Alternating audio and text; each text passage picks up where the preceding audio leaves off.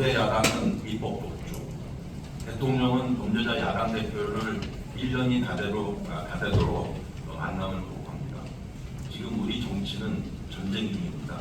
그래서 저희 토론의 제목은 통합의 정치, 특권 기지가 해답이다 라고 정했습니다. 안녕하십니까. 신무명 정책연구원 연구위원 한지호입니다.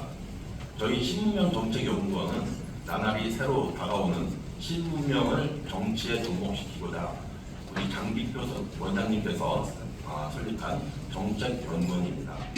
오늘 이 토론을 주최하는 특검폐지 운동 본부는 신무명 정책연구원이 주축이 되어 대한민국의 올바른 정치를 이루기 위해서 국회의원이 특검폐지를 목표로 내년 총선까지 한시적으로 활동하는 결사체입니다.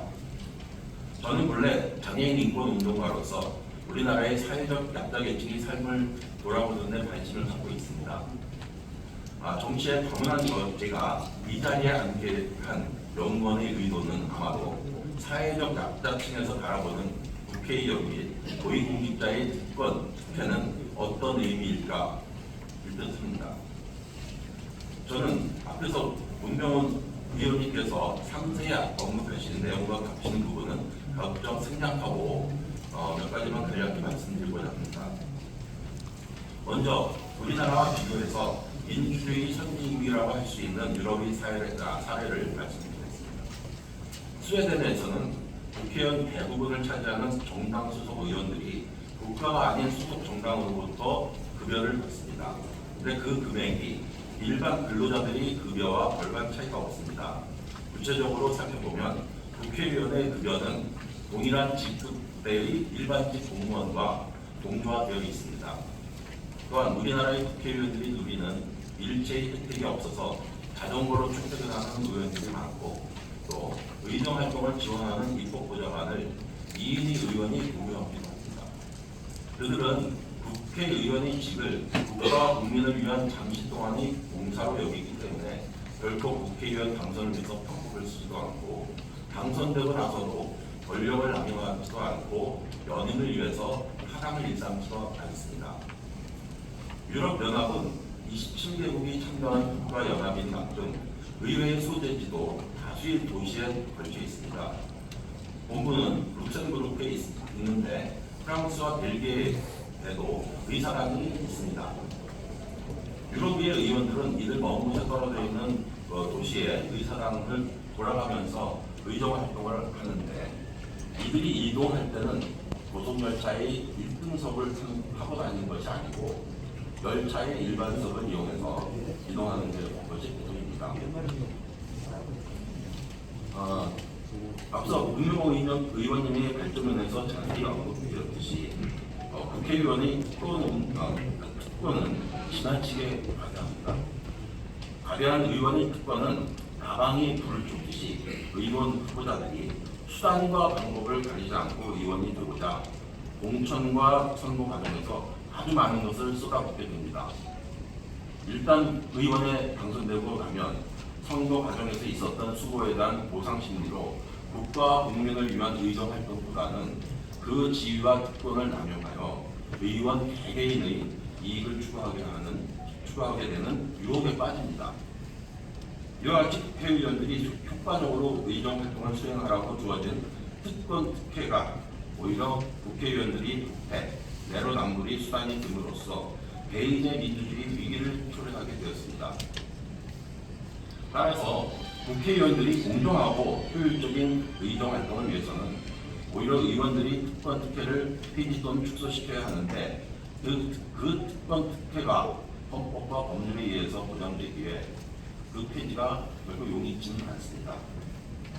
그러나 국회의원의 특권 중에서는 급여 복지 등 의원 개개인에게 처분권이 있는 특혜에 대해서는 의원들이 전향적인 합의에 의해서 축소되는 폐지돼야 하는데 선거 과정의 고생에 대한 보상심리에 매몰된 의원들이 스스로 이런 특권 특혜를 포기할 일은 없습니다. 따라서 선거 때 특혜 포기를 거부하는 의원의 명단을 공개하는 등 유권자인 국민들의 압박이 필요합니다.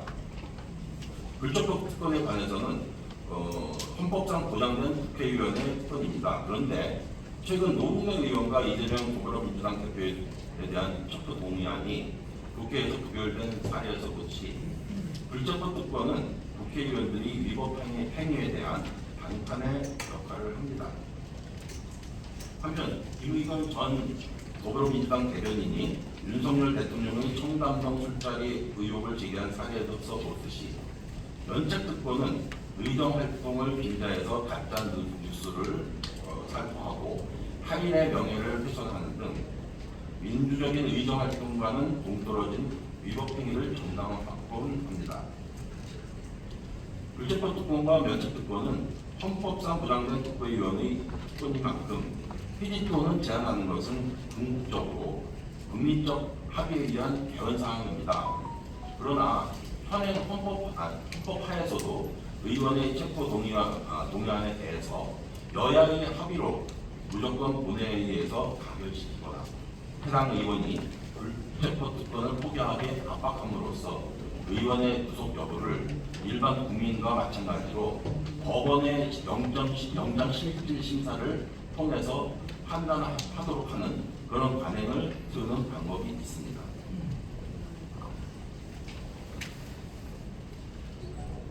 오늘의 주제는 국회의원의 특권 폐지입니다만 의원뿐만 아니라 법관 및 고위공직자의 정관 예우는 우리 사회의 불공정을 심화시키는 특혜인데 이것들은 국민들의 정당한 경쟁 기회를 빼앗음으로써 공정한 사회를 불가능하게 합니다. 과거 이용우 대법관과 안대희 대법관 등이 대법관을 지낸 후 법무법인에서 짧은 기간에 거액의 보수를 받은 사실이 국회 청문 과정에서 드러나 우리를 빚었습니다. 헌법은 법관은 오로지 헌법과 법률적 표시에 의해서 독립적인 재판을 해야 한다라고 규정합니다. 그러나 자기가 모시던 고위법관 출신의 변호사가 소송 당사자 일방의 변호인이 됐을 때는 담당 판사가 심리적 압박을 받아서 정관 변호사의 의뢰인에게 유리한 판결이 나올 가능성이 아주 높은 것이 현실입니다. 이렇게 되면 사법부의 공정성이 침해됩니다. 국민들은 사법부를 불신하게 되고 패배한 소송 당사자는 사법부의 판결에 복종하지 않게 되고 결국 법치주의는 무너지게 됩니다.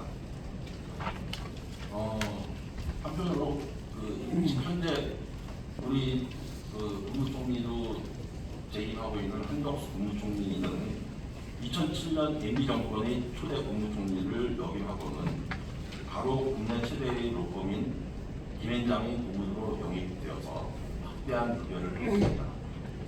변호사가 아닌 그분이 김앤장에서 어떤 역할을 했겠습니까?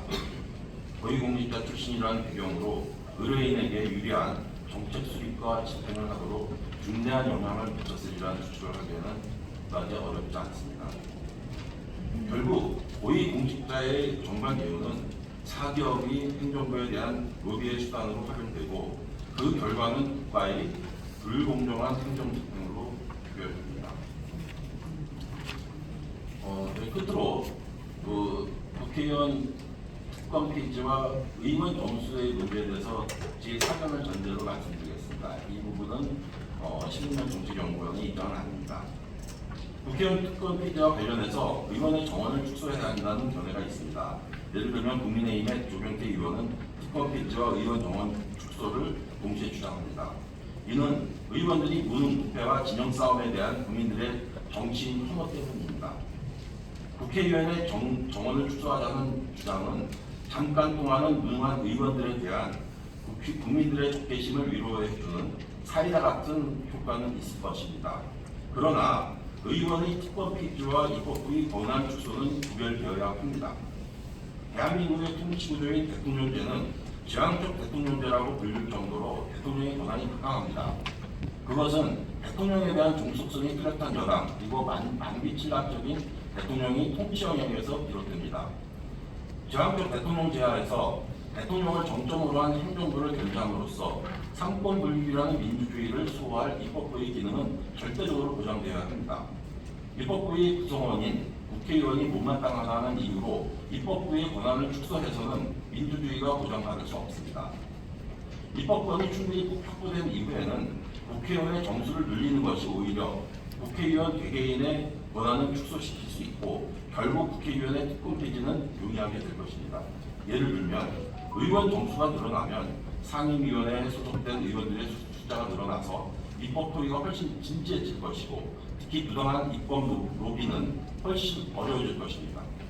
일례로 최근에 발생한 김남국 더불어민주당 의원의 코인 거래 사건에서 드러났듯이 P2E 합법화를 위한 억제 로비에 의해서 문광의 많은 의원들이 입법 동의를 한 바람에 하마터면 상임위에서 P2E 합법화법이 통과될 뻔한 적이 있습니다.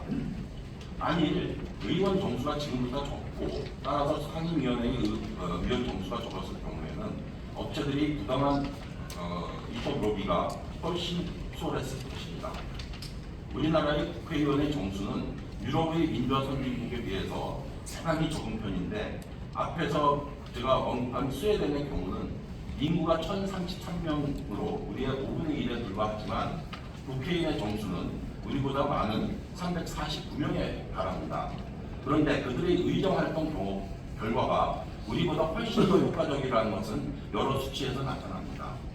결론적으로 의원들의 올바른 의정활동을 유도하기 위해서 의원 정수는 늘리되 1억 5,500만 원인 연봉을 지금의 3분의 1로 줄여서 도시근로자의 평균 연봉과 균형을 맞추고 현재 9인인 보좌진도 3인으로 줄입니다. 그리고 불필요한 의원들의 특혜는 폐지합니다.